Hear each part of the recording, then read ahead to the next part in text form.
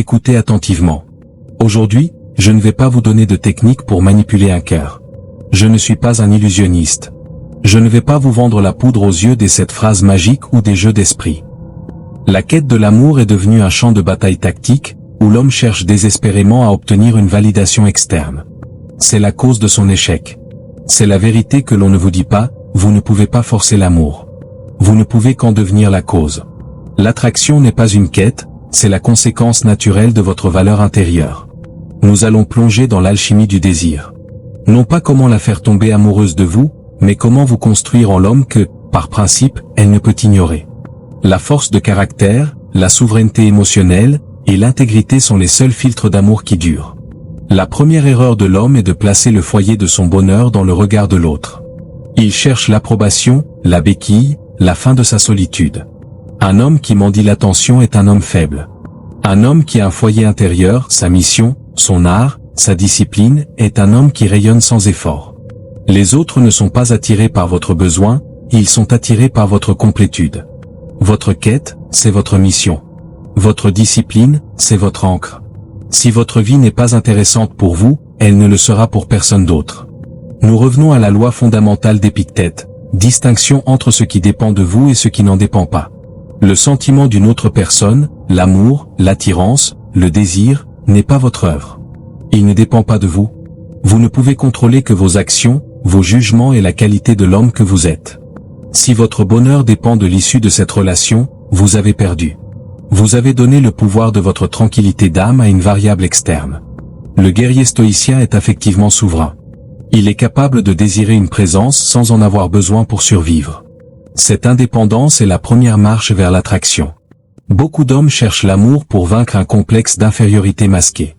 Ils ont un besoin hypertrophié de puissance ou d'ambition, et ils utilisent la conquête comme une preuve de valeur.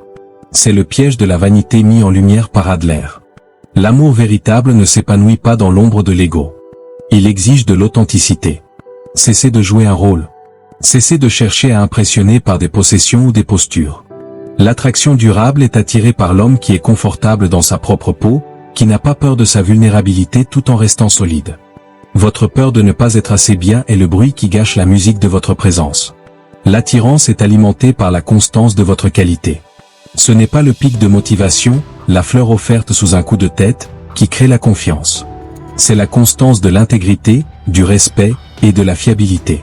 La constance est l'unique preuve que l'homme que vous êtes aujourd'hui sera l'homme qu'elle trouvera demain. Cette prévisibilité de la haute qualité est un refuge rare et précieux dans un monde de chaos émotionnel.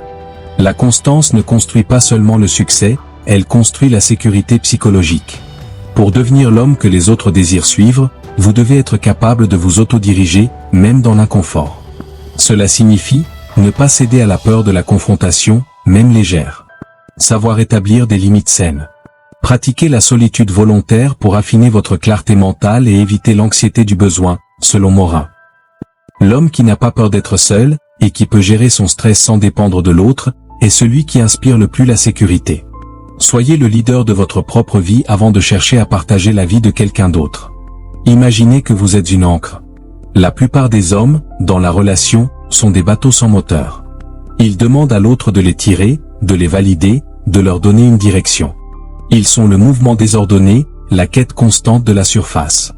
Mais l'ancre n'a pas besoin de bouger. Elle est d'une stabilité absolue. Elle est solide, lourde, et son unique fonction est de tenir le cap au milieu de la tempête. Elle ne crie pas pour être reconnue. Sa valeur réside dans son immobilité, sa fiabilité. Un homme qui est une ancre est l'endroit où le chaos vient chercher le calme.